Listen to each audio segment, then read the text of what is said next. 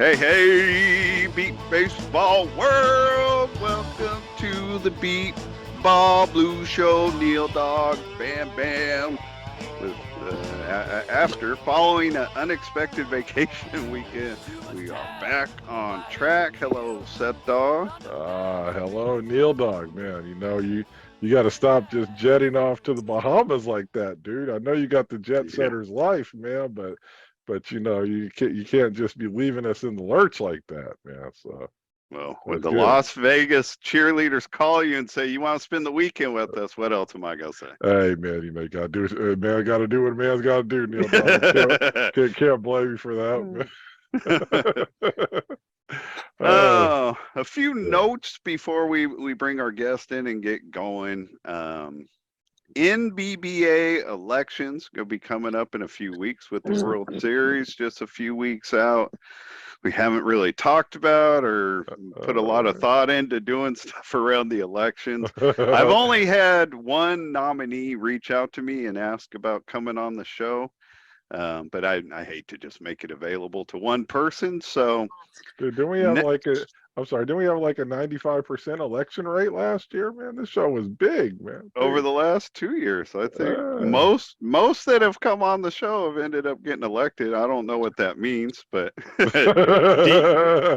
Demo chose to skip coming on, and he had more votes than anybody. So it's possible coming on here hurts you, not helps you. But I know. uh, so next week's really going to be the only week to do that, and this year, it depending on if people reach out wanting to come on as part of their running for a position.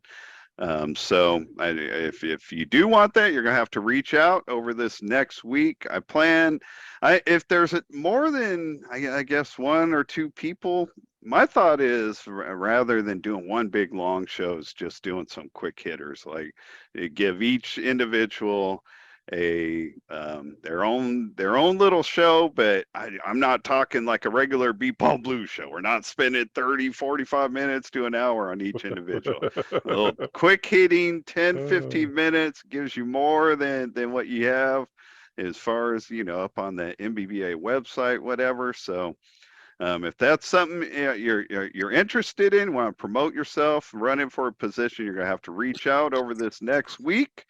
Any of those shows that we end up doing, I want to do in between.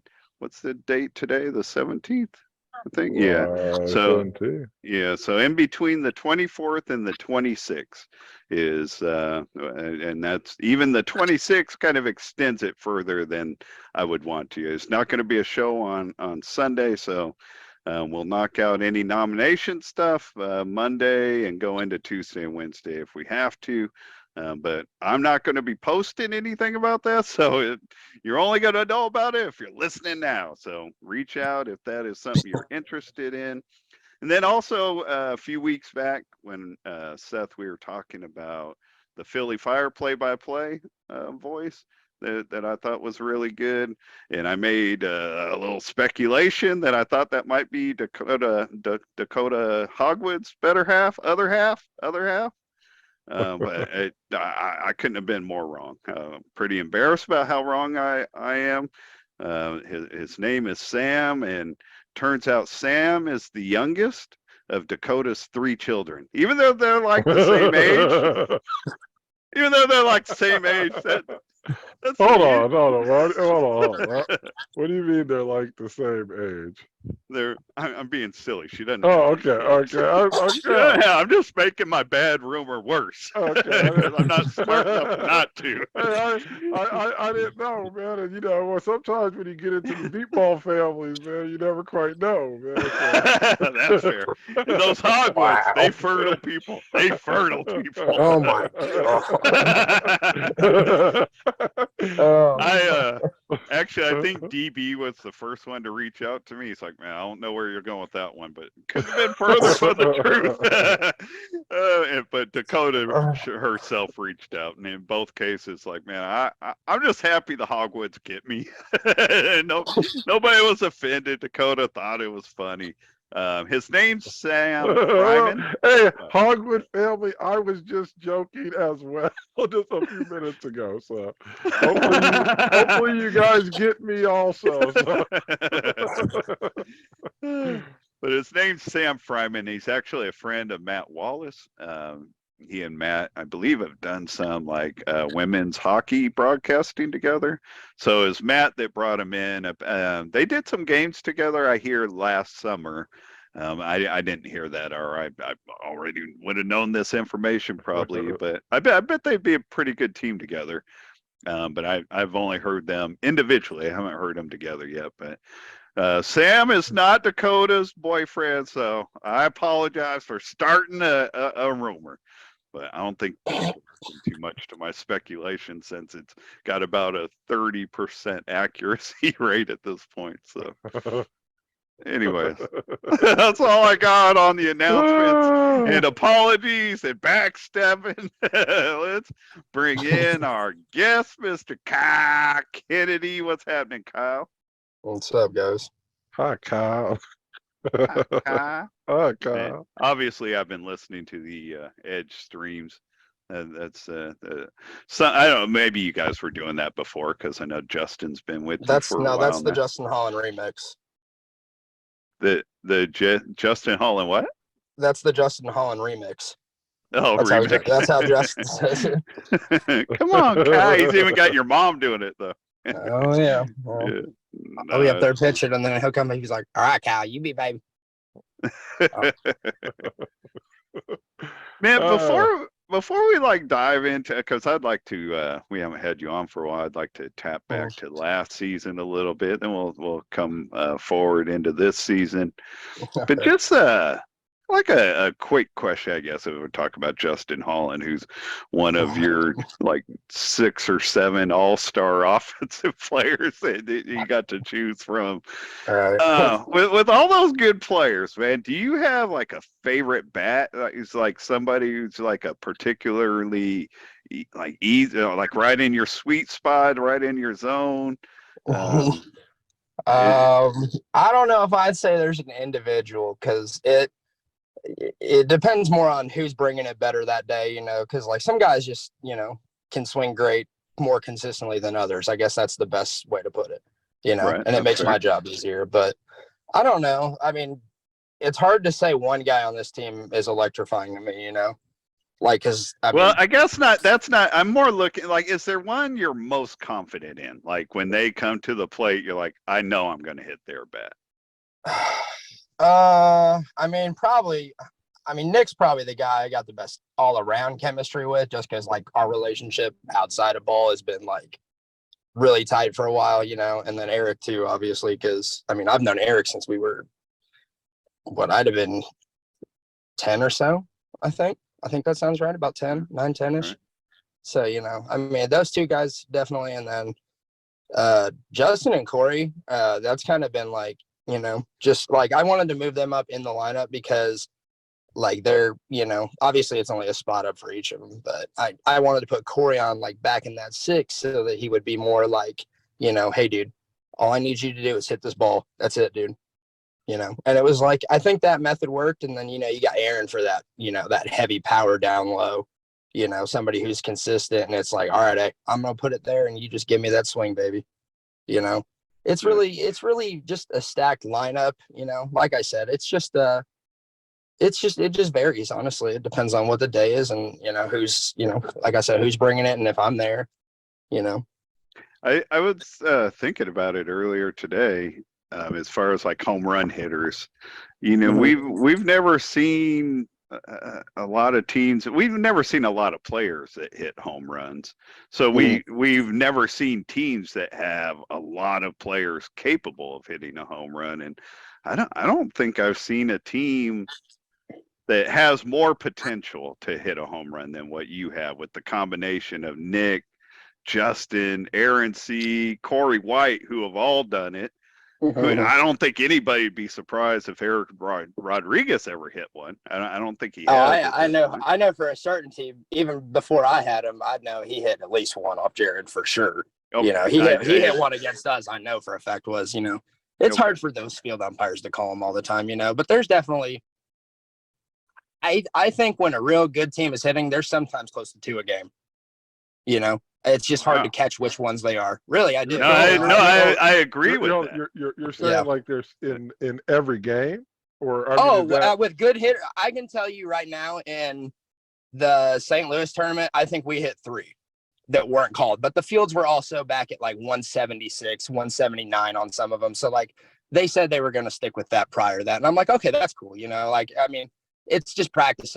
Regionals are always just practice anyways. So, you know, but like, yeah, I think we have close to, you know, at least, if not 1 a game, sometimes 2. It just depends, you know, and it's honestly like, I get excited when I think they're there. Sometimes they're not, but like, you know, like when you really get one, you know when it's gone. I was actually going to ask you about that. Oh yeah, no. Like I know as when a it's gone. pitcher, like do you know it coming off the bat? I would say 90% of the time, because like there's some times where, you know, the angle is kind of tough, but like if the clearest one for me is up the middle. Like if it's a 6 or R5, L5, that's for sure. Like I can see that clear, but like the 1 lines, those are tough. Do you know how many you've pitched? Like how many that haven't been counted? No. Well, A, what would the official total be if you knew that? And then B, what do you think the unofficial total would be? I mean, you know, perhaps you have to guesstimate on both of them. But yeah, you know, what you think the official total is and what you think the unofficial would be. Official, I think, is, what is it? Aaron's got 2 off me. Corey's never hit 1 off me, I don't think, as far as like in game that they've ever recorded. Justin's got 2 off me, obviously. Nick's got 1 off me. I think that's it. Is it, what is that, 6? 5 or 6? Yeah, 5 or 6. So 5 in game, and then like as far as like what I think it's north of the 25 mark. Wow. Okay. Realistically, because I like my first year, I don't think I even got close. Like, well, Michael Lewis got close on 1 actually, but like it just wasn't the same. You know, I was just trying to, you know, at least hit a bat then. 17, I don't think we hit 1. 18, Nick hit 1, I believe, against, it might have been Austin. They didn't count it. I knew they weren't going to count it. It was too low for them to like be clear about it, but I was pretty sure it was gone. And then let's see, 19, Nick definitely hit 1 against Tyler, and then Lindsay started having a meltdown about it, and then I was like, all right, fine, whatever. Like it was good, probably 3 feet over, like, but it's whatever. I'm like, it's just a home run, you know. But like, you know, I never hit 1, so I can't say it's just a home run. Anybody right. told me I hit 1 and took it back, boy, that hurt. Yeah, no. Especially since you'd be celebrating all the way down, like, I wouldn't even have heard him say it didn't count. Yeah. Well, and like, to be honest, if you think about it, like I can tell you, Jared's probably got me beat by like, Jared's probably put up close to 35 or 40. So is Fonzie. You know, they just, especially with the years they've had, they've probably done it since, you know, well, Jared probably more like in the Thunder Dynasty area, but like, you know, I think Kyle Lewis has come close multiple times and they've never called it. I'm like, dude, there's something those referees aren't seeing, or the umpires, I mean, aren't seeing. Cause I'm like, you know, last time I checked, if the ball lands like 5-6 feet behind the thing, I'm like, okay, well, that should probably be called. That's pretty noticeable. You know, yeah, I think Kyle Lewis actually hit 1 against Austin in their championship game in Indy in 2021. He hit it over Mariana's head. The one that he hit this year, I heard referred to as his first one, and I remember thinking that seems surprising. Like I thought Kyle Lewis would have had a homer. I mean, he's had really good offensive years, but. And in defense of all the umpires out there, you know how pitchers are, you know.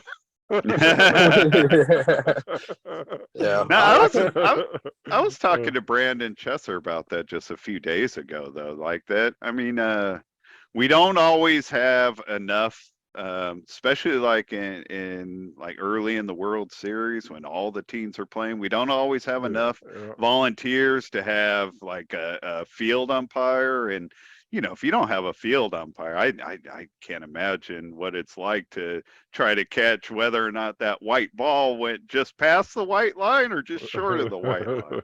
Right. And like I said, sometimes like I see it wrong too. Like, and I want to, I make mistakes, just like I do pitching. But, the one thing like with me, like, is like, it's not that I'm trying to get them to hit it, it's just like when it comes off, like it's out of there before you can even get your head turned. And it's always over your head. Like it's usually like a home run. Like I remember what was this? Oh God, the dude from Taiwan. He hit one against you guys, Seth. In what was it, 15? Yeah. Oh, that was a line. They said it was a line drive. I was like, you shitting me. No, that was not a line drive. That's what I thought. I was like, I don't know how you're gonna hit a line drive home run. No, and that was I was standing out there. That went over me. That was an impressive hit. Right. that was a very impressive hit. If I had to say so myself, it's like, wow, that's a home run. But like the reason I guess kind of I was glad you brought that up because I was thinking about that earlier too. Just that it's kind of opposite in our sport, like in regular baseball or softball. Like, a pitcher knows oftentimes like when they've put up a bad pitch and it's gone. And so I started thinking about that just today for the first time, wondering, even though it's the opposite, you're not going to be disappointed, in regular baseball. But I've wondered if our pitchers sit there right off the bat thinking, oh yeah, that did it. Got that one. So let's go ahead. No, you're good. You're good. I just, I think like the whole thing for me is like, and I've, Jared will tell you, I think it just really depends more on, it's really more about the consistency of your batters. And obviously they have to be capable of hitting a home run. You can't, but not everybody can hit a home run. I got to make that, clear. But, if you got a good swing, you don't have to be a necessarily big guy. You don't have to weigh 250 pounds to hit a home run, I mean, Corey, I think weighs $145 and hit one. So he's hit a few, but I didn't realize that he was that light. But like Justin Holland, he's not a huge guy. I know he works out crazy, but he's not that big, right? He's like I think Jay's probably about 5'10". He's probably, what does he weigh now? He's like 160, 155, I think now. He's lost a lot of weight because he's been working hard, but he was probably. It makes your point, though. Once Trajan gets deep into his physics major, I want him to work out the formula of how much force it actually takes to hit a beep ball out of the power. Right. How much force does that ball need to provide? How much force does that bat need to provide? I'm sure there's something we can look at and find out exactly. Because Kyle's point is 100% right. There are just some people who just can't hit it because their bat's not coming around fast enough. That's why, like, and I'm a big believer in the 35 Black Max instead of the 38, because I personally, if the guy has a good enough swing and I put a light enough bat in his hand, he's going to smash the ball. Look at that. Yep. No, that without a doubt. I never used a 38 ever. No, I actually didn't either. I did use the 36 Black Max. Most of my career, I have a 33-ounce Black Max that both Mike Finn and I used quite a bit in the early 90s, but eventually we both moved up to the 36. But I never felt a real comfortable swing with a 38 ounce. Like I felt strong enough to swing it, but it just didn't feel like I lost the natural feel. It didn't feel like a natural swing. I felt like the bat controls you a little too much. I always felt like it was harder for me to stop, on the backspin, on the backside. It just was, there was just force coming through it that just made things uncomfortable or whatever. If you didn't hit it, you know what I mean? Obviously, if you're hitting it, it's all good. But But it's all good. What's up, NealDawg? So are we going to talk about last year? Or we Yeah, gonna go let's. up to this I want to jump back to last year. What? When you Last guys first put together the big super team, all these Yeah. great players coming over and The joining the Edge. Warriors, the Warriors. No, go ahead. I guess Wow. the Miami Heat first, I guess. Actually, I mean, I don't want to go in the weeds, but the Warriors more or less built their product. They drafted outside of Kevin Durant. They Right, drafted and they That's did their true. product correctly. They didn't build the super team. I mean they didn't Right, buy a super team. They actually built Right. a super team. right. So going back to last year, Kyle, and I talked about this with Seth quite a bit on the show while it was going on. When the team first got put together right away, I felt like you were being attacked a lot. Like the commentary from the league was, well, obviously it's win a championship or Kyle failed. It was Yeah. kind of the attitude, and I know you had to have been seeing it. You don't have your head buried when it comes to beat baseball. Yeah. How did that affect you? Like, I don't know. Where were you while all that was going on, like emotionally? My team was very supportive of me, all around, volunteers, players, all of it, and I feel like everybody, at the time was probably very, upset that they decided, as a trio come over to our team. And, I don't think we're a very liked team all around, but that's okay. The people don't, not everybody knows us. And, that's, it's not a personal thing. I don't think it's just that we're kind of, we stay to ourselves and, we take this, at least, most of us, we all take it very seriously. This is something I don't have a job for most of the year because of this, like I put that much of my life into this, and it's like, I want to be that good. I, for a long time, I wanted to be Jared and I had to grow up and I had to become me, and it's No, like, that's a I good can't, statement. I can't live, in that shadow. I had to eventually be like, I have to be different from Jared and I have to do this my way. And it's like, I had the pieces to do it. So it was just a matter of, trust myself. The work is there. I mean, I've had the games. It's just a matter of taking that next step as a pitcher, and there's so much more I still have to learn, it's just, as time goes on, you learn more. And that's what's happening. I just, each year I take it as another opportunity to keep pitching that much. I pitch, I mean, literally I take a week off every year. Right after the series, I take a week off and then I'm Right. back to it with all my guys, and I don't skip winters. I don't, I put it all year long, whether it's one guy comes to practice or the whole team, it's not Obviously always about my bad. No, just gonna say, obviously you're dedicated to the craft. You're in it like the players are. I thought it was a pretty unfair commentary from the standpoint that honestly every team's kind of in that's what beat baseball is. If your pitcher doesn't come through, you're not going to win with 30-40% contact. You don't need the pitcher to be, a Hall of Fame pitcher to win games. We won our first championship with 69% contact, which is unheard of. But we made it happen. Was that Greg? No, Brian Doris. Brian Doris. Okay, yeah. Greg was with us that year, but Brian ended up doing all the pitching in '99, and we won the championship. Hall of Fame defense, stuff like that, So you guys played Yeah. rock solid defense or hit bombs every time, I take it. No. Well, I mean, I don't know about great the bombs. defense. I don't know about the bombs. We for did the have a good contact offense. percentage being as low as it is, they Yeah, could have been good yeah. hits in a lot of No, strikeouts. we did have a good offense. Yeah, I we had mean, good players.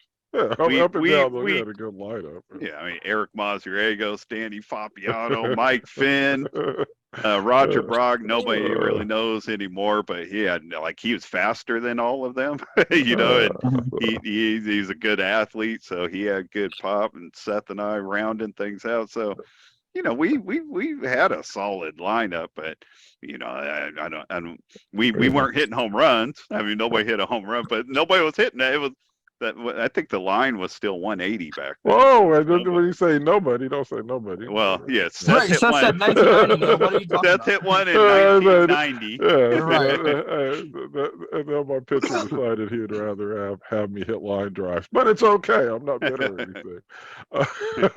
But that what Neil was saying about the pitcher, though, I mean, and it would be unrealistic to think that going into last year that Kyle wasn't going to get a lot of questions and all that stuff, and I mean, that's what people do. That's what sports is about. Yeah. And he handled his business. So I mean, that's what you're looking for. But yeah, everybody questions, especially the pitcher. We all know how important the pitcher is to this game. We all know that. I mean, you can have the best offense in the league, but if you don't have a pitcher hitting the bats, Yeah, right. You strike out, man. And might as well. I mean, that'd be no different than putting a tee up there and letting them try and hit off of it. It would be very unsuccessful. Did It'd be a little funnier than anything, but I hate to say it. Yeah, you're doing good. Just you're not hitting it right, but yeah. What did Don have? 99 strikeouts one tournament? I'm sorry. I digress again, NealDawg. Go ahead. Wait, what was that? I think Don No, had right? I don't know the number of total strikeouts, but one thing that always stands out to me, it was Don's last year pitching in 1992, and we ended up finishing 5th. But out of our 87 outs for the entire tournament, only 17 of them were put outs. We were put out a total of 17 times. All our outs we had 70 strikeouts and still finished 5th somehow. No, So, I was 21, or I was 21 of 40, and I was put out once. That's it. So. I mean, I don't even know my own. I don't even know my own individual numbers. I just will always remember we had 87 total outs. 70 of them were strikeouts. I mean, we had a really good roster from 90 all the way through 92, and we just couldn't get over the hump. And it was always kind of the same thing. Like we would be hotter than anything on Wednesday, because back then the tournament started on Wednesday.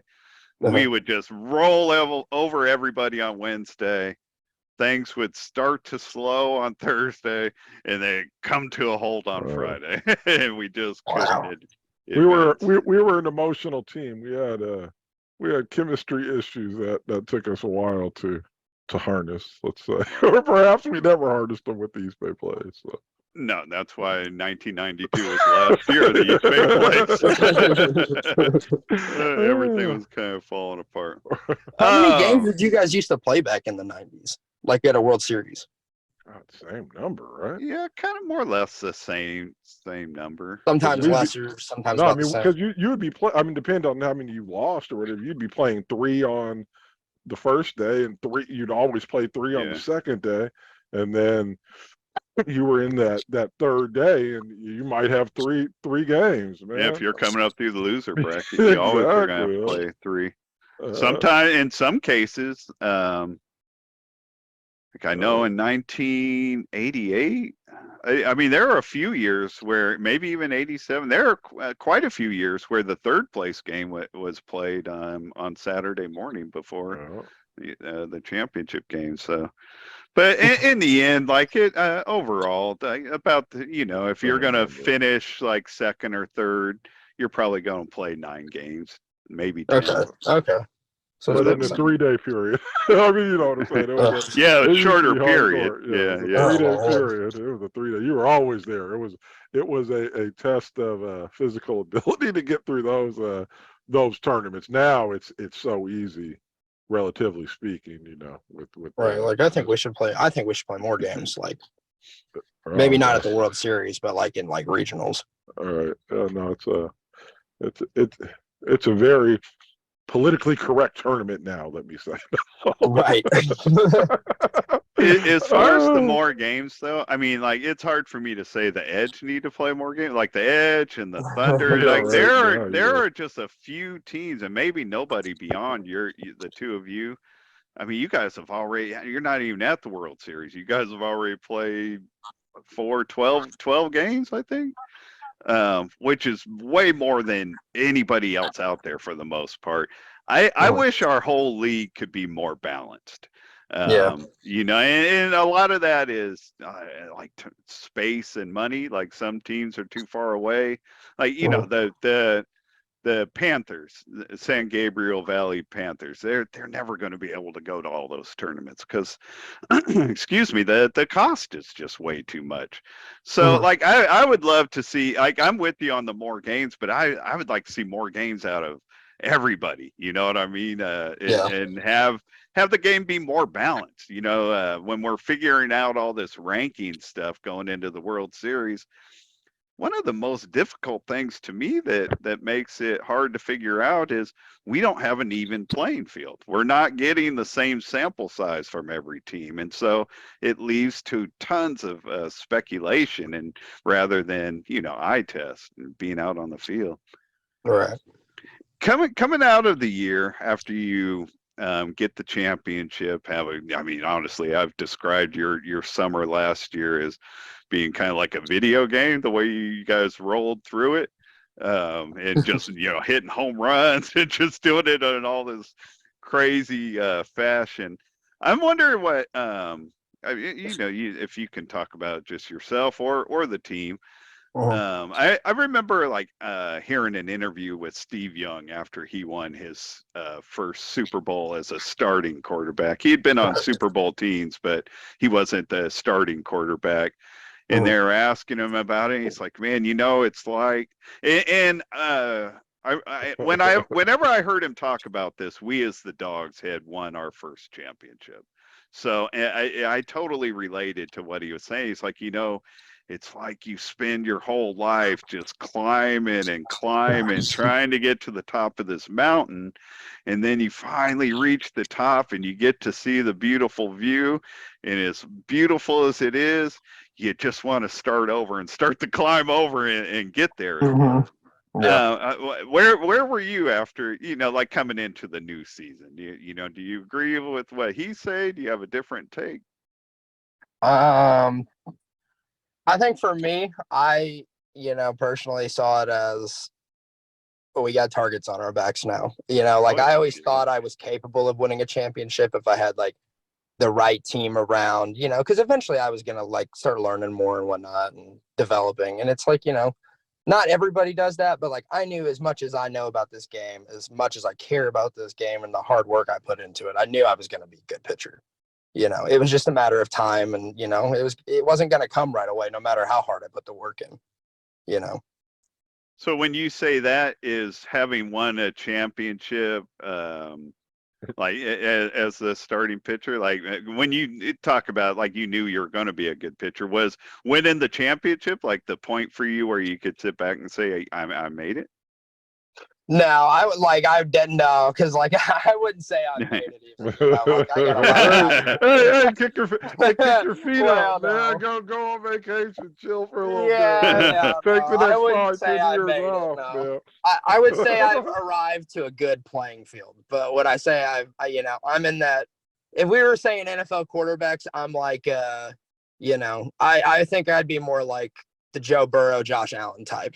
Jared would be the Mahomes right now. That's how I would see it. Of like active like players right now. I'm not Yeah. all time. I'm not. I wouldn't even. Who's that guy? That's how I look at it. Actually, I think that's the way we would probably all benefit by looking at it. You know what I mean? If we get too high in our own heads, and I'm Yeah. saying this from experience, honestly, I was guilty of that. We get too high in our own heads, and we lose our edge. And no pun intended, but we lose our focus after. It took me longer, I think, I guess, than it should have to get on my first All-Star team on the Mhm. defensive side of things. And man, even a lot of the stuff I was saying afterwards was joking. Like I was always talking with my team in third place and like, NealDawg doesn't know if he wants to do it that way anymore. Or, you know what I mean?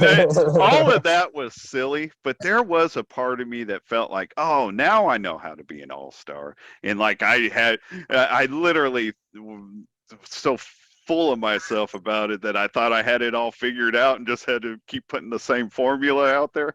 In the following year, I was horrible. The worst year I ever had. I mean, our whole team was bad. You know, we were playing in Austin, Texas, and the fields were fast, and we were a defensive team with a pitcher who hadn't yet built up to 69% contact. So it wasn't a good tournament for our team, but I was horrible. And it just because, like, mentally, I let my guard down. You know what I mean? Stop going after it like I should have. Can't lose the hunger, dude. That's the biggest thing.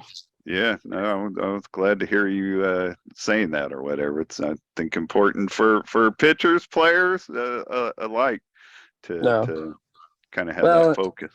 You know, and I would never, I wouldn't like put no other pitcher down or whatever, but like, Jared and I have such a mutual respect for Jay just because like how long we've been together and whatnot and like how long we've known each other and you used to be his catcher, right? That's how you started catching for him. Yep. Me and Gary split time, and then when Avery came on the team, we split time. Yep. So that would have been like 2014 to 2015, and then I was on the team for a long time back when we were on the Thunder back with Book and all that, but yeah, I didn't catch for him until like later on when Gary was having to like head out a ball and whatnot. But yeah, no, it was. I learned a lot, man. Jared's a teacher without even trying to teach sometimes. That's what he's capable of. He's just a very verbally good person at communicating and like letting people know what they do, and that's something I'm working on. Trying to like communicate with my players, letting them know. Hey, you're doing this wrong. That's sometimes like I get a little like I wouldn't say timid, but like I'm like. No, you're good. No, dude, you swung like absolute shit. That's all there is to it, Honestly, I think that's what players kind of need, though. Like, I encourage coaches, especially when they're dealing with a blind team, don't be soft. Coach. Yeah. We want to be coached just as much as anybody. There's nothing I dislike more out on the field than a player on defense making like a terrible effort. But because they got on the ground and gave it some try, like a spotter going, hey, that's a good try. It's like, man, if it wasn't a good try, don't say it was a good try. Nobody learns from being lied to. Oh, yeah. No, I'll tell Nick sometimes, even though he don't want to hear it. I'm like, Nick, you're a phenomenal fielder. Like, I would never, he's a great player all the way around. I'm like, but, you did something wrong with that, dude. And then he's like, yeah. I'm like, well, he knows at least. And then he'll be like, okay, you're right. I'm like, I know, dude. That's all right.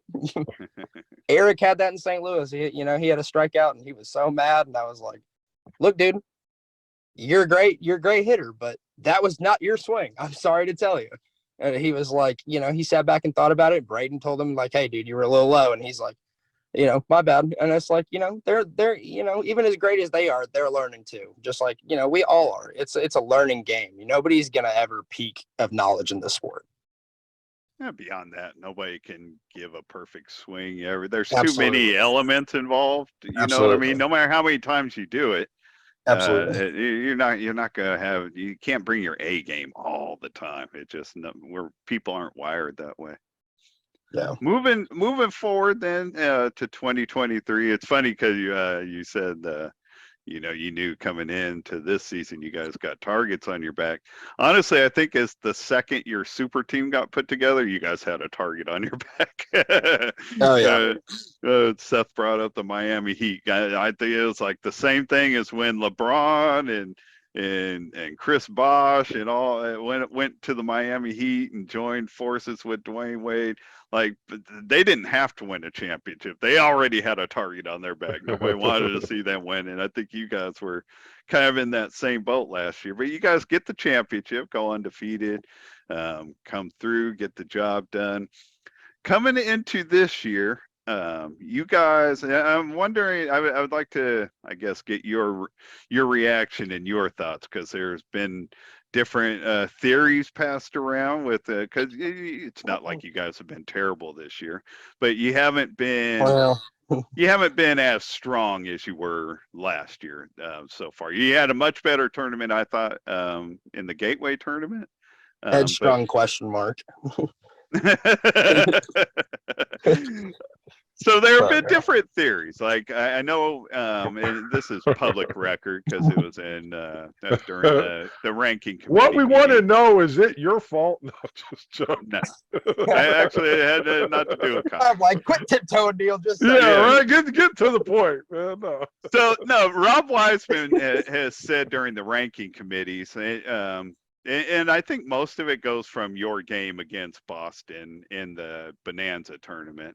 But he's like, man, they're just practicing and playing around. Like he felt like even though you guys rolled them over, that you guys weren't even really trying. That you were just trying different things at the plate and just kind of fooling around like it was a practice.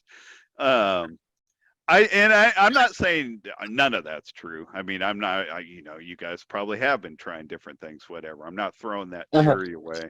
But I've listened to quite a few of your games, and like my own feeling was that at least so far things just hadn't started clicking yet. Not just on offense, but on defense either. I didn't feel like you guys, as of at least before the Gateway tournament, I didn't feel like the Edge defense had yet reached the point where it left off last year.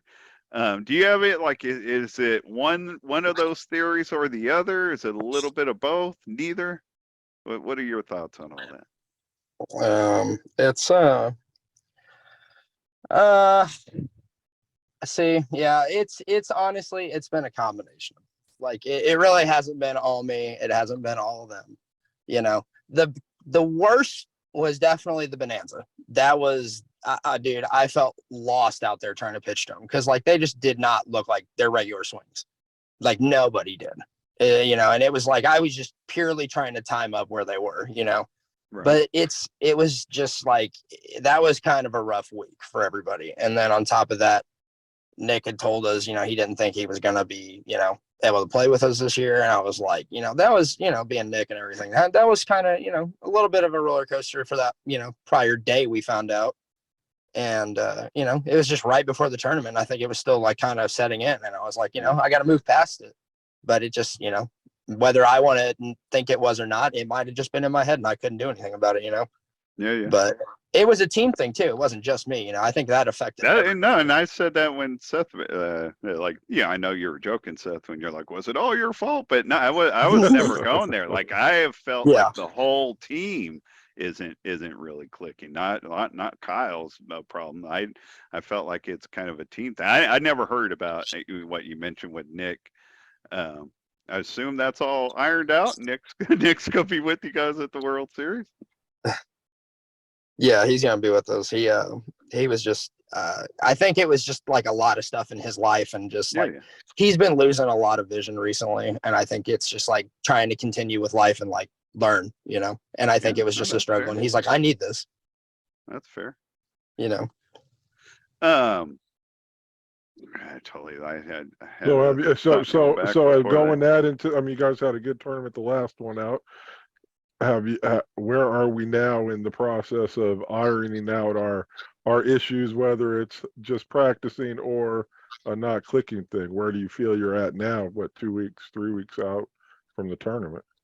Well, I think it's, as far as the year goes, I think we just, not everybody was able to practice as much. That was a big thing. But I think now that we're in that mindset and, pushing forward each tournament, I think we've gotten better. I get like Bolingbrook, obviously we didn't make it back to the championship or win it, like we 3rd, 4th against Chicago, and then Chicago won. And it was like, yeah, we had, 3 starters, 4 starters, whatever it was then. 3, but, but it was like, that's no excuse against any team. Like we're a good team. We're the champs. We know it. And like, we shouldn't have lost that game in our heads. the Comets, don't get me wrong, the Comets are they're an up and coming and Hey, you improving can team. say, man, hey, man, we don't sugarcoat stuff on this. No, the Board, Comets are an man. up and coming good team, dude. They definitely are starting to click. I've been impressed with their showing this summer. They That looked great. But we all know what we say. It's not about the X's and O's, it's about the Jimmys and Joes. Go ahead, say what you're doing. With you saying how the worst of things was the Bonanza tournament, I would have thought it was the Chicago tournament, just from being 3,000 miles away listening to the games, 2,000 miles, whatever. I would have thought you would say that about the Chicago tournament, but you feel like the Bonanza tournament was a lower point. For sure. Bolingbrook, like if you look at our Saturday games, like Austin was our first game, what was it, 4 starters, we had Corey still, and then, we roll into the Jets game. Well, we're playing with them for 5 innings with, 4 guys to their 6. And it's like, we felt like, if Corey getting hurt really was the big turning point in that game. Because he was 3 for 3 in that 3 for 3 or whatever. Like he was bashing the ball. Yeah, I don't know what he was, but he was playing well when he went down. Yeah. And I think it was just like there's one less person we got in the lineup. So it's like now we're just like I'm relying on our our backup guys to really come in here and just like I'm not looking for a shot every time, but if we can get a ball in play, that's what I'm aiming for, because like it's a chance. And at least try and go to right field if we have to on some of them. Sometimes you don't have any control of it, but like if one guy you're feeling comfortable with and you're like, I'm gonna try and go to right field, that's where Zach and Will and Axel tend not to be. So, and then he's going into. Can I ask you a question as a pitcher? Would you rather go to right field, away from like the strength of the defense, maybe that's left field, whatever, or would you rather put the ball in the air? That's a 2-part question. Okay, so I don't really care because with my team, I genuinely think I can hit over your defense. That's how I look at it. Doesn't matter which side I go to. Right. But it's more like if a guy's swing is a tad off, but he's consistent, and like I want to go, wherever, because sometimes I can't move the ball. If they're, like I said, if they're not where they're supposed to be, it's harder to do. But like if they got like a front right really close, because to me, front left, front right, that's where I'm looking. Like I want to see where you're, in my opinion, that's where your 2 best fielders go. So when you're going to that side or another, I want to see how close what each guy is, how deep their deep guy is, And it's like if I see more than a zone gap up the middle, I might try and go there. But it's really not even as much like some guys just have better power to right field than they do left. Some guys have better up the middle or left than they do right. Like Justin, I think Justin's just a natural pull hitter. Like I can make him go to right, but I think he's got a better chance of hitting the ball hard consistently when he goes left. Right. So sometimes I don't aim for it. As where like Nick's swing is so long, he's gonna most of the time be in right, because that's where, even though a lot of times you'll hear DB, well, they're all pull hitters. Well, sometimes not. If you watch us at the World Series, we were definitely probably like 65, 70 and right, But, it just depends. Like I said, the guys were really honed in at the series, though. So it was, moving the ball was definitely easy. Right. But, I know there's a lot of. Oh, my bad. Go ahead and finish your thought. I know there's a lot of people that speculate about the moving the ball and all that, and I'm sure you guys might have wanted to get to that too. But, it's like, I think like people are overlooking, like they're just like over speculating it, because I can tell you Jared for a fact tells me that he does not do it. So I believe Jared. And I can tell you I don't really, because I mean, it might be a little out of my hands, but it's like definitely not going to be more than halfway there. Like I can tell you that, because I put more rotation to the ball. I don't really try and throw it into the pitch. I'm aiming for the outside of the bat and I'm trying to drop it on that piece. Right. So it does depend on the pitcher. It really does. It's not, some pitchers' styles are different. Fonzie's never going to catch you on the outside. He's trying to catch you as you're coming up with the swing. Right. And I've always believed that if you have power, just use your power. For sure, dude. Yeah, exactly. You can hit it over somebody. Exactly. You might as well do that instead of being cute and trying to go to the other side of the field. Exactly. I mean, if you've got Go ahead.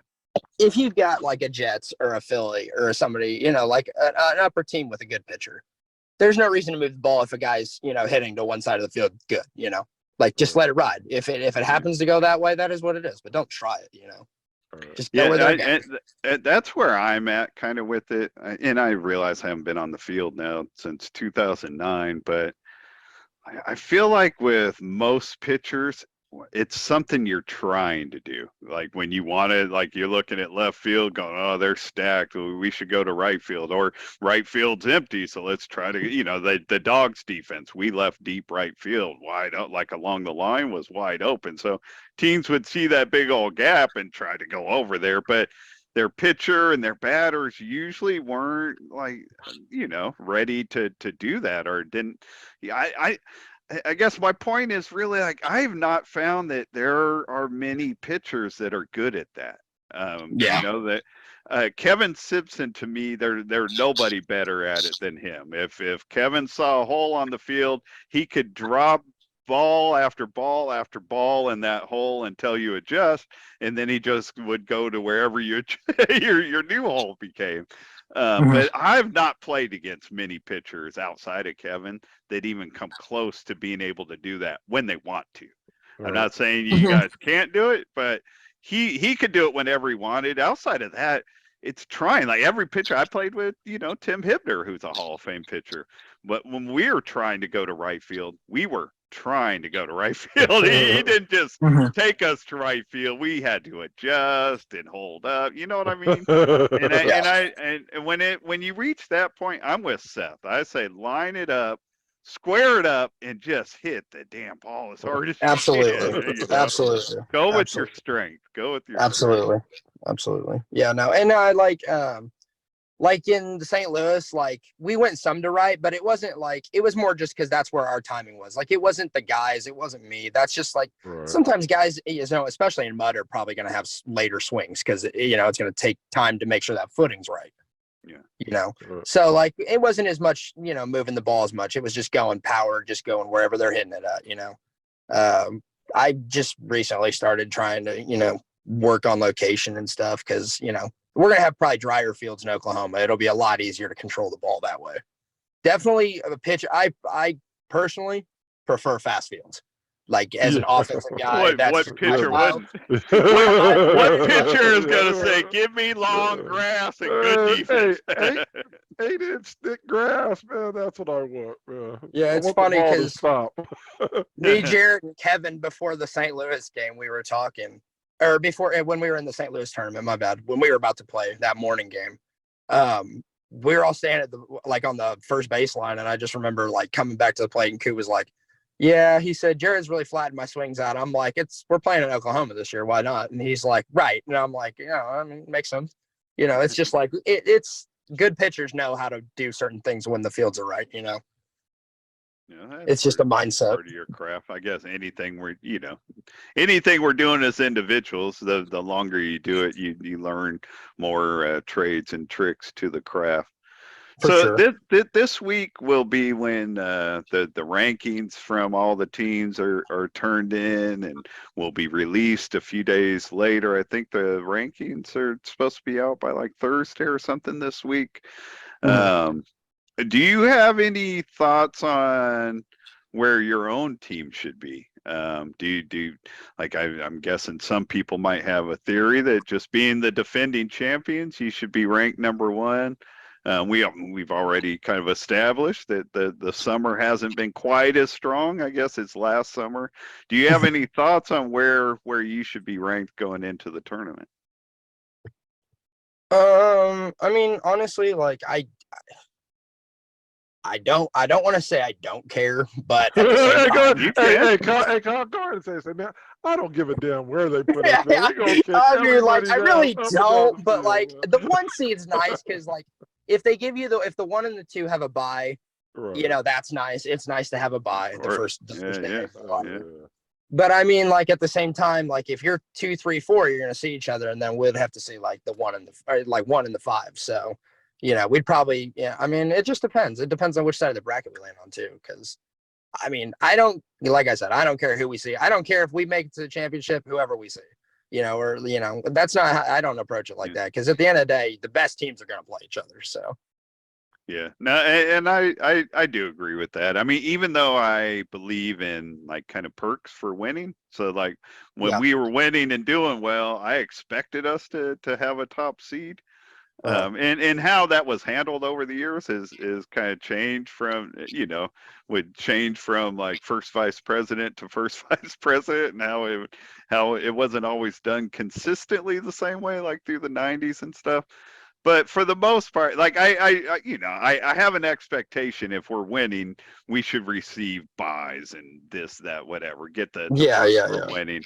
But I do agree 1,000% with what you're saying as far as if you want to win a championship, you're going to have to beat everybody in the field anyway. So what's it matter when? You know what I mean? If you think you're that good, just get on the field and prove it. yeah. And leave it at that. Yeah, and honestly, like undefeated Friday, like if you go through undefeated Friday and you win on that, man, I hate to say it, but like your confidence is like a firework in your mind. You're like, all right, Oh, bring it on, bring it on. I mean, whoever it is, let's go. Nothing more shocking. I'm guessing you'll agree with me, Seth. There's nothing more shocking about my entire career than the year we lost 2 games to lose a championship. You get to the championship game undefeated. You can't just chalk it up as a win, but you go in feeling very confident that it'd be hard for a team to beat you twice. So Yeah, it's never been for me a disrespect to the Chicago Comets who beat us 20 years ago in the championship by coming up and getting 2 wins on Saturday. But it still shocks me that we managed to lose 2 games on a Saturday. We were a Saturday team. We were built for Friday and Saturday, and it still shocks me. well, and like I'm not bitter last year at about the it series, anymore. last year at the series, like after our game with Austin, the Jets had to play them after, and I was walking over and I was like, "How'd you guys do?" They were like, "Oh, we beat Philly." I was like, "All right, cool." I was like, "You guys gotta go play the Hawks." He's like, "Yep, yep." And I was just like, "All right, boys, well, good luck." And I was like, "Yeah, we pretty much just handled the Hawks." He was like, "Well," he's like, "You guys didn't have to play 9-10 games." I'm like, "Well, we didn't lose to the Hawks." So No, I've always been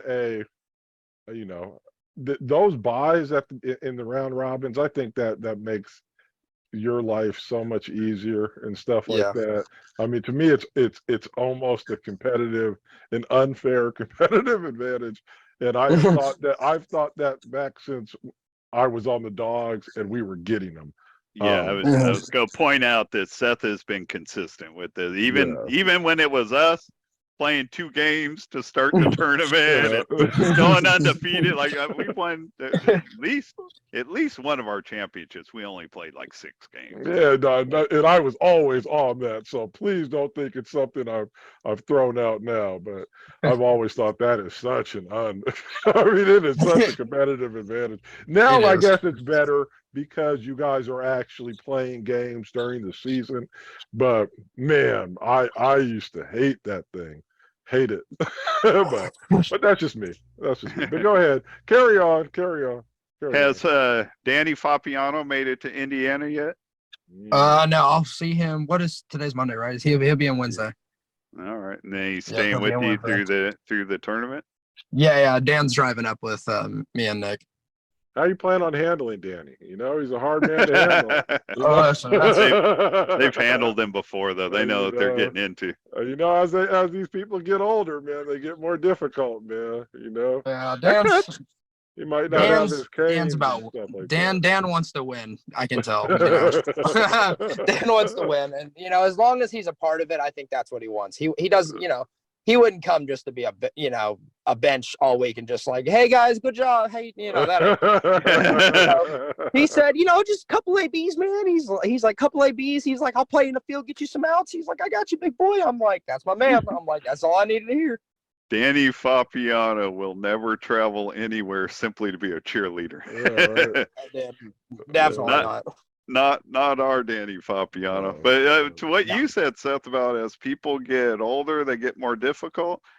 I found Danny to get he's easier to deal with the older he gets. He was difficult in his 20s and a little bit in his 30s. He's pretty easy to deal with now. Oh, I would bet agree after with that. 89 he won the MVP. I bet that was a handful for a little bit. Right, That was before our time with him, though. Yeah, that was before our time with him. You know, that goes back to when Seth and Danny hated each other. back in the day. Somehow I hated everybody. You talk about you guys being disliked, man. You don't know what disliked is.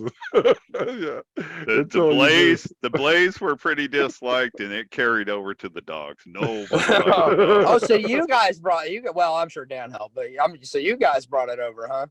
Oh yes. Oh yeah. Oh, okay. Good times. Good times. Good times. We took. I don't know about you, the Edge, but we took pride in being the most disliked team out there.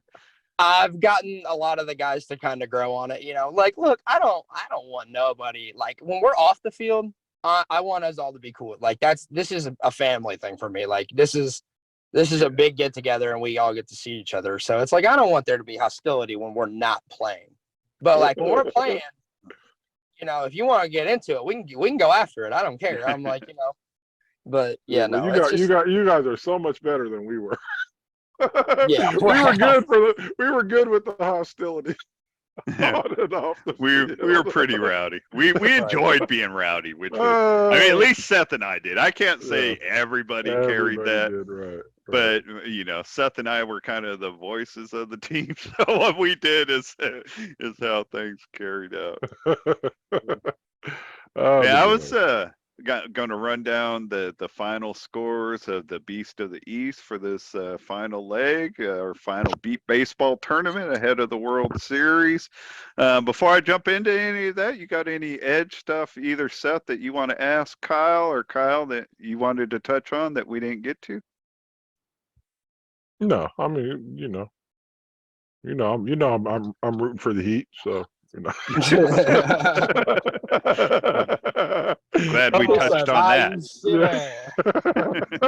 Everybody knows where I stand in the world.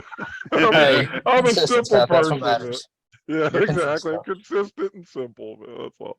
Hey, but who don't want to root for Fonzie, you know? Yeah, right. Exactly. Everybody loves Fonz. That's the Fonz. Yeah, right. The Fonz. Hey. Let's jump through the Beast of the East scores as it wrapped up on Saturday. I was like, woo, I thought my computer stopped talking to me. So in the morning games, there were 5 teams in the tournament. So each round of games, one team had a bye. The first round, the morning games, the Philly Fire beat the Boston Strong 16-1. The Boston Renegades beat the New Jersey Titans 6-5. That's a game, Seth, you might remember I pointed out I thought was kind of a deciding game in this tournament. And it did determine second place. And though it was a closely fought game, 6-5, and it didn't go the way I had predicted, I thought New Jersey could win that game, and they obviously didn't.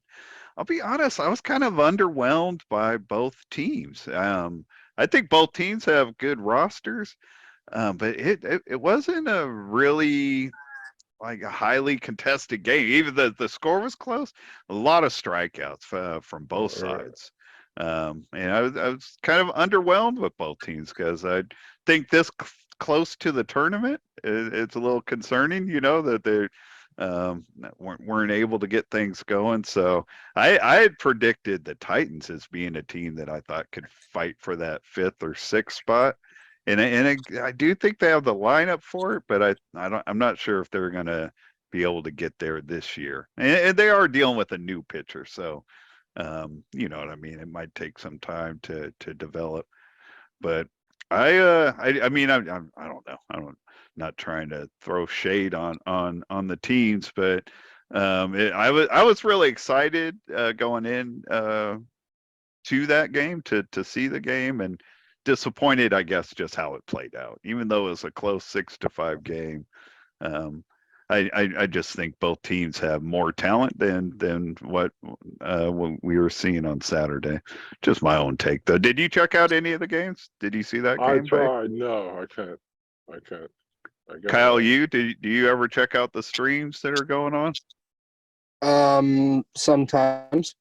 Sometimes I watched like maybe like 5 minutes of the Boston and Fire game, but like Okay, no, that's yeah, about where I lied. that's fair. So the next round of games, the Philly Fire played the New Jersey Titan. It's a 13-3 game, but I think it was 13-1 after 4 innings. And then the Fire went on to just hold them off the rest of the way. The Renegades played the Long Island Bombers and beat them 15-9. Got their offense going finally in that game. The Boston Strong had a bye. So that gave us the placement games of Long Island, and the Titans played for third place. And the Titans won that game 13-3. I know that the Titans got put Long Island in the run rule. I'm not totally clear on what inning, like second, third, fourth, somewhere in that range. And then the championship game was the Philly Fire taking down the Renegades again, 16-3.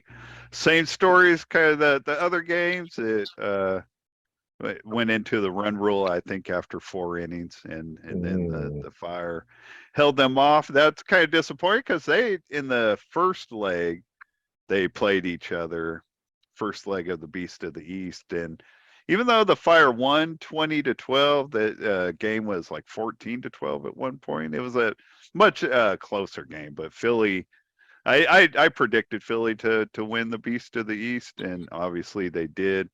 But I mean, they rolled over everybody. The Philly looked really strong. What do you think of that Fire squad, Kyle? I mean, I think they're talented. I think Pat's grown a lot in just the season. I mean, I think they're definitely in the, I think they're one of the top 4 teams. Definitely. I mean, I think it depends on the day, every pitcher has and whatnot, but, Casey's, I mean, I didn't really have much doubt about Casey. Casey kind of, he's an athlete, and it's just a matter of figuring him out. I mean, I've always thought highly of Justin Rhines. I think he's a really good player. Yeah. I think, I mean, I love TY. So, I mean, they're a very talented team, man. Johnny Ma's got the experience. Scott's a firecracker. Hit him right, and it's gonna explode. So They've got Justin Rhines and Tyler as their top 2 hitters now, and they're both responding. I've been really impressed with how well Tyler has played for that team last year and this year. I mean, I know Tyler was a good player going back to his Thunder days, but I've been he's playing at a really high level right now on both sides, offense and defense. He's probably had to bring a lot of that experience and that championship winning over, and I think a lot of them feed off of him. And he's a silent leader for sure. I think he's just he's in a good situation to be kind of that kind of looked at guy. And I think a lot of them are they got a few young guys that are really good friends. And then Scott's obviously his father-in-law, or soon to be father-in-law. Yeah. We've been calling him Tyler Hogwood for a while, but yeah, no, he's no, it's they're a very good team. I think it's just a matter of what day they catch somebody on, or what day, how hot they are when they come out. I think, there may be a pinch behind the top 3, if you'd say that, but like they could be in it, you know what I mean? Like if they have a good game, they could play with us, So yeah, no, I mean they're a good team, and honestly, no, we shouldn't sleep on Boston either, just because of that. Because I mean, Cochran to me is still a top 3-4 pitcher in the league, easy, if not higher. So, and And certainly, it's unclear at this point still whether or not Christian Thaxton is going to be part of the roster. I mean, he's on the roster, but whether or not Yeah. he'll actually be with them at the World Series. But man, you know, you got Joe McCormick and Christian Thaxton sitting at the top of your lineup. You've got to be considered. You know, you got to be Oh, yeah. taken No, seriously.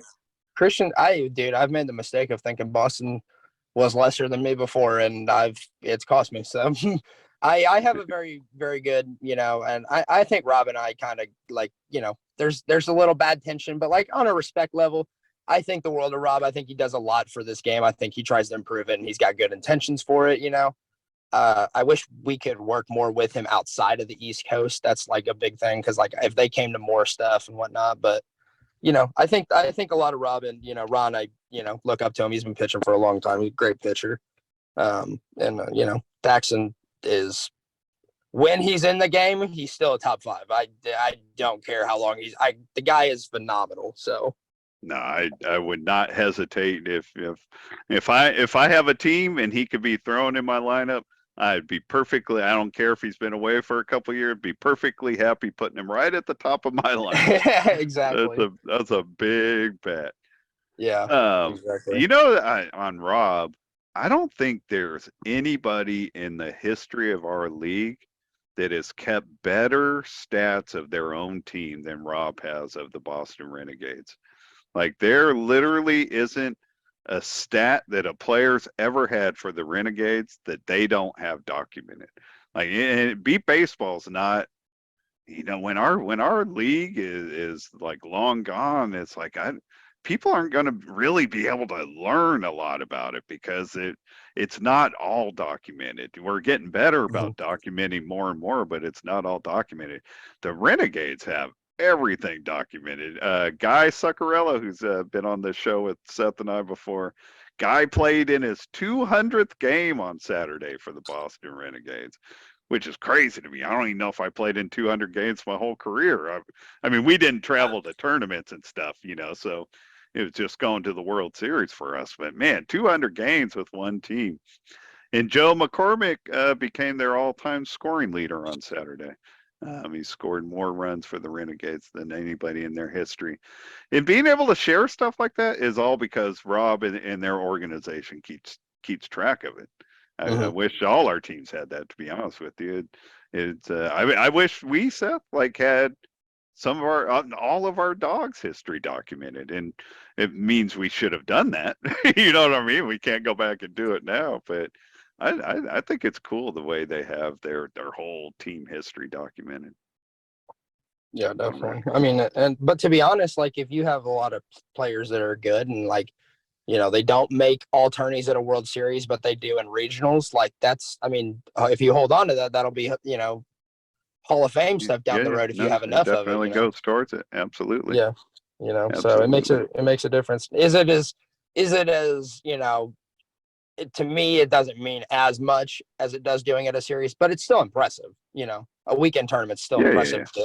Yeah, Well, but I mean, and also all those stats would help you reconstruct the team. Like as a historian, you know, like man, if I'm going to write something on the Boston Renegades, I can now go back through all their stats, know who all their players were, what all the years were that they came onto the team, who jumped off the team, when, what coaching problem, you know. So that, I mean, that would be great if you had that for all the teams like that. You know, it would be incredible, especially going way back to the teams that are no longer here. So for sure. So shout out to them for that.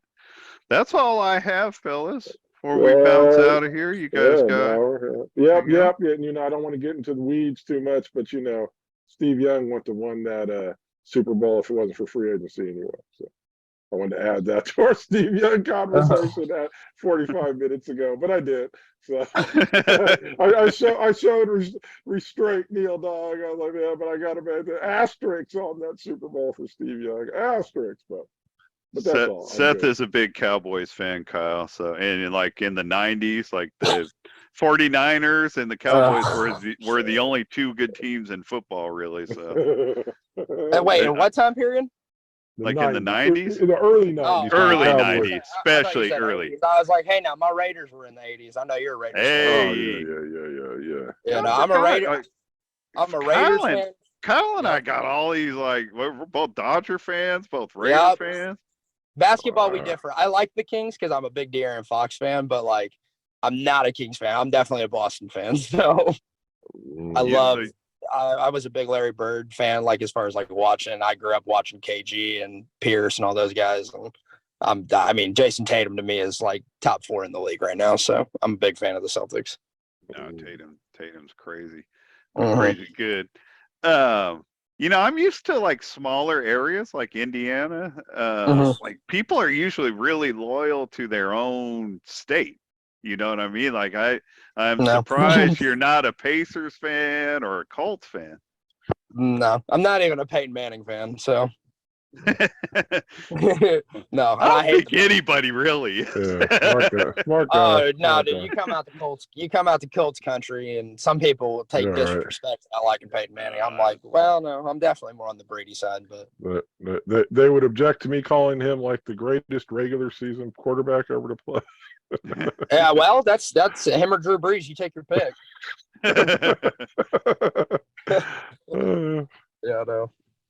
All right. All right, fellas. Well, Well, that's good. all, man. All right. We Hey, bounced Kyle, out of good here. luck, man.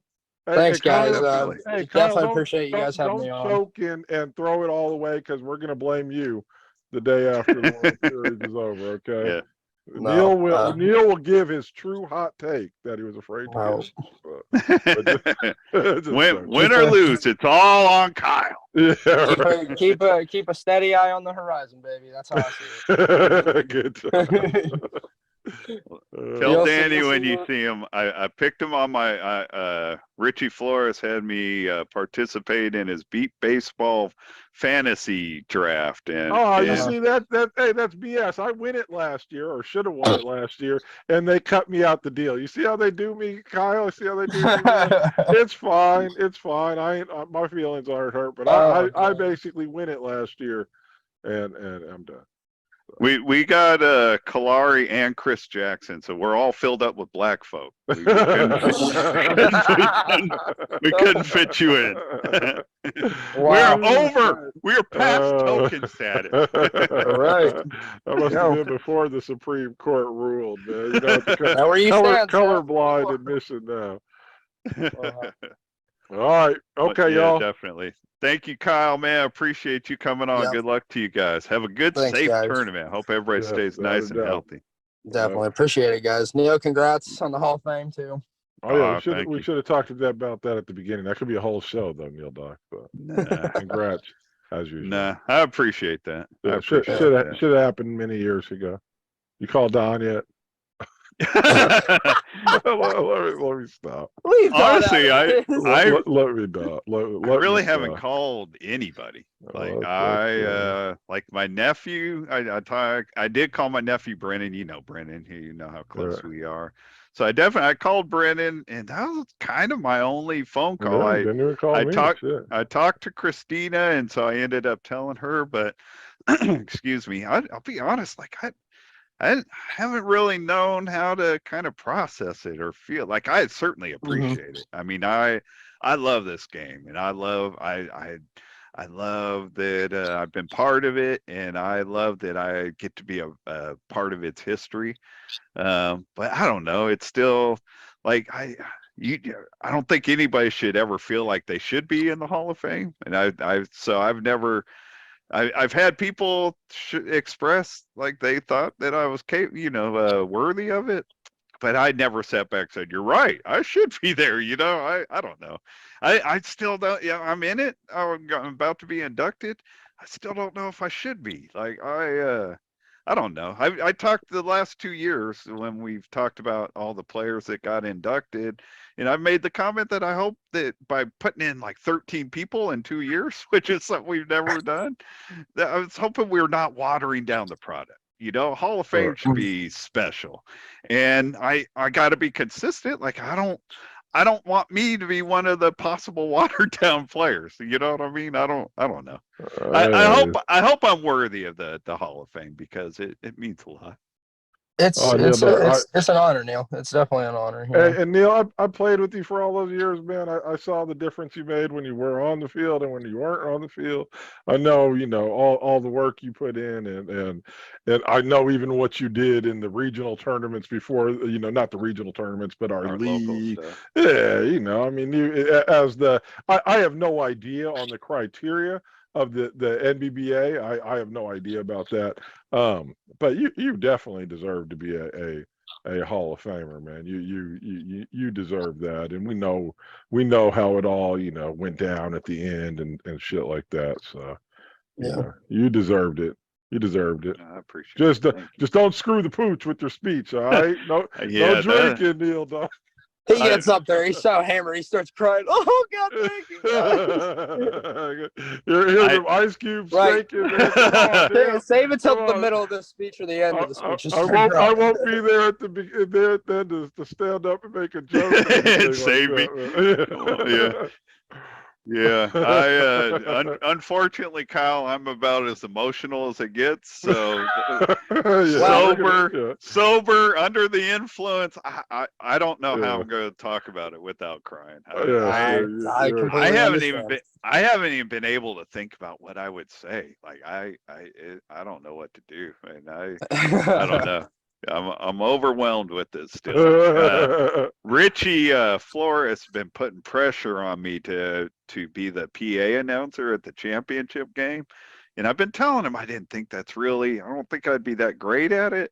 So I've been trying to for like 2 months encourage him to get somebody else, and I thought it was all over. And then last night he hits me. He's like, "Man, you still on no? Because I need you to do it." And I was like, "Man." Part of me started thinking yes, because if I'm thinking about doing the PA stuff, I won't be so consumed with like giving the Hall of Fame speech. Who knows? Who knows? It's all overwhelming. I should just skip my flight and stay in California. Just mail it I'm to me. not. But I'm not going to do that. I can't wait to be at the World Series. You talked about it earlier, Kyle, about it being a big family thing. I've called the World Series like my family reunion my whole career. It's my year ended and began like the World Series is New Year's Eve for me. The new year started once you came home from the World Series. Yeah. But that was always a big family gathering for me, and I can't wait to be back there with you guys. Well, I don't know. One more thing I want to say real quick. Okay, so just real quick, I know like all the the vision stuff's coming out now, and that's been a big topic. I'm not even going to bring that up, but I just want to say I think a big issue that the league's missing that needs to be addressed more than anything is we need to start worrying about equipment for this game. That is a big issue. And I know like me, Eric, Nick, like we all talk about this, like, and how much this game means to us. And I know the board like trusts themselves to do everything right, but like I just want to make sure, like, I want to be able to bring my children into this game and whatnot. I don't want to see this game fold out in a couple of years because we're lacking bases and all that. Like, and I get it. It's hard to find consistent sources, the money to reevaluate everything and whatnot. But like, that's an issue, and like we should already be addressing that. Whether it's a Fonzie ball, whether it's whatever. We should always have more than a backup plan, if that makes sense. Like, and we shouldn't even be worrying about that. I hate to say it. No, it makes a lot of sense. You bring up good, solid points. I mean, the history. I'm sorry, the future of our ball is very concerning right now, I believe, and wanting answers, looking for answers, trying to figure it out. It only makes sense because I just made the Hall of Fame. The last thing I want the league to do is go away. What am I going to brag about? I'm a Hall of Famer in a league that doesn't exist anymore. So, Right. But no, I'm with you. I want people to grow and love this game just like the three of us have been able to do. So it's very fair to say that's concerning. I will say this. I do believe that because you mentioned how, the board of directors handle all that stuff. I do believe that this current board of directors is more open to outside conversation than it has been in many years. Yeah. So if you and Eric and Nick or anybody else are getting ideas, don't be afraid to reach out to our board directors. Go talk to our president. Go talk to Axel Cox and David Smith and Kyle Lewis and all these boys, Scott Hogwood. You know, these are all people that are going to listen to you. You guys know those names. So Yeah. if you got thoughts, and you know, don't be afraid and think. And I'm not just talking to you, Kyle. Anybody listening, don't be afraid to get involved and reach out to these people, because we have a more open-minded board than we've had in the last 5-6 years. You know, Oh yeah, Eric, I'm telling you, comfortable saying that. Eric has a future on it, I think, because he definitely like, when he wants to be very well spoken, you know, he's got very good creative ideas, and we talk about a lot of that stuff. And it's like, you know, and we're both, you know, the last like couple, you know, really month or two, we've been like, man, that really is kind of bothering, because it's like, you know, we both have been in it for, you know, almost, I mean, it'll be 20 years in like 3 years. So it's like, you know, this has been a part of our lives for most of it, you know. Yeah. And it's like, we want our families to grow up in this, you know, like my girlfriend loves this sport. My parents, I mean, my parents love this sport. So it's like, yeah, they do. you know, I know they want to see that stay around, and I know they'd be around for it even if they weren't involved, because they love the sport and they love to watch us do what we're doing. And it's, you know, it makes a difference when it's a family atmosphere. And that's something Kevin always preached. And you know, that's why, like, on top of Kevin being a great pitcher, like, I had the respect for him because of how much this is a family environment to him. You know, that means a lot more, you know? So it's like, I want that for our league, and I want that for more than just my team. I want that for everybody. I want everybody to be able to have that future down the road. No, I totally feel that. I will say, and I hope this gives people encouragement. And I know, Seth, you know that I'm telling the truth. This is not the first time we've been concerned about the future of the ball. I mean, there were times in the 90s where we were having a hard time finding like the core, you know, the K-Pop balls were coming from a place in Haiti that stopped making K-Pop balls, and we couldn't find them. Like, there's been different things throughout the years that have popped up where it's like, oh, whoa, we're not going to be able to have a beep ball made anymore in a couple of years. And it always gets worked out. I'm not saying that you could take it for granted. We all need to get in and get our hands dirty and make sure it gets worked out. I think you're on the right path with how you started it, but it's not the first time we've run into concerns with the ball. And where there's a will, there's a way. We just need to figure it out. Yeah, at the end of the day, I think if we have a solution, they'll go with it at the end of the day, and especially if it's our only one, you know. I don't see any reason why Fonzie can't quit his job and make beep balls all year. I'm totally kidding. Hey, Fonzie, you want to make us thousands of beep balls for $20 an hour? $20 an hour. Nobody getting paid that to make beep balls. Exactly. We're gonna have to see. We're gonna have to send Fonzie to a third world country so that he can do it. On that note. All right. I appreciate you guys having me on. I definitely appreciate this. You bet. Sorry it's been so long. Man, your fine. Your mom's been telling me, she's like, if you want him on the show, just reach out to me. And I started to, but I was like, man, Kyle's a grown ass man. I'm calling Kyle. And it was 24 hours went by. I was like, well, maybe I'll call you. You came through. I just, dude, honestly, like I said, I'm so beepball busy. Like, most of the time I have to reach out to people, because it's like, if they reach out to me, I probably miss it, you know? But yeah, no, definitely. Yep, Look forward to shaking your hand in a few weeks, Kai. Yes, sir. Yes, sir. It's going to be a blast. All right. Well, that's it from us. We will we'll see everybody after we figure out what we're going to do with this election stuff. Next week, everybody be well. Until then, thank you, Kyle. Thank you, Seth Dawg. Thank you, Mr. Frank Porter. We'll catch everybody next time. Be well.